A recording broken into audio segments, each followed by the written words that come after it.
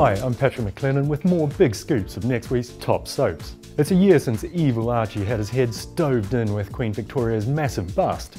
But if Stacey thinks she's in the clear, she should think again. Lauren's highly suspicious of Stacey, and despite Max telling her she's got the wrong end, she confronts a petrified Stacey. She goads her into singing like a canary that she'd done Archie, but she desperately explains how Archie raped her. It seems to do the trick, at least until Max stands up Lauren for a work meeting.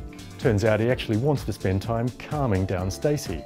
Lauren doesn't like being taken for a mug and tells Max she's going to dob her in. But Max calls a bluff and takes her to the police. Lauren bottles out of revealing Stacey's guilt, but the clock is ticking. How will she get out of this mess? Meanwhile, Shirley decides to use some of Roxy's dosh to buy a foxy fur coat. And to mollify an angry Phil, look away now, she drops the coat to reveal nothing beneath. It doesn't work because Phil heaves the coat out the front door where Julie picks it up. Roxy smells a thief and accuses her of taking the money. Next we're in Corrie.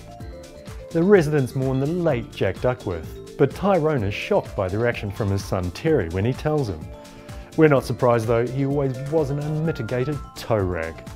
As Jack said, Tyrone was more of a son to him than Terry ever was, and he dutifully delivers a moving eulogy, then later shocks Molly with an idea. Let's have another baby! That knocks her sideways, and despite her negativity, Tyrone keeps banging on about it. It drives Molly to make a dramatic confession to Kev. She wants him real bad. He tells her there's no way they can be together, but something tells me this lady aims to get exactly what she wants. Whatever happened to that sweet shop girl? Meanwhile, Leanne has to face the music over her indiscretion with Nick, but she's in a trough of guilt. She needs a friendly ear, but perhaps Carla isn't quite the right one to confess to, especially not when she moans about Peter's alcoholic mate, Carl.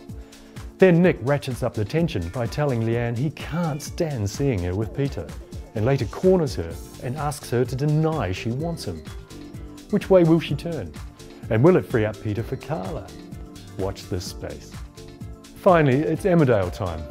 Paddy and Rona squabble over her decision to quit the village, but their argument only fans the flames, and they end up in bed together. Afterwards, Paddy decides he really wants her, and they steel themselves to let Marlon know the truth. But Paddy bungles it, and Rona decides she'll have to do the deed instead. Only before she can, she suspects she could be pregnant. And the only man's it could be is Marlon's. Chaz and Carl have the opposite problem. She doesn't want to be anywhere near the love rat, but she's running out of excuses to keep him away. She wants her revenge and is building up to the big one with a series of stealthy moves. First she notices Carl giving Eve his bank card to get a kitty for the stag. So she swoops in, pinches the card and a pile of cash, then drops Eve right in it. Next she calls the cops and tells them Carl is drunk and driving to a business meeting. Actually a rendezvous with his slapper. I don't think we'll be waiting long for her ultimate revenge.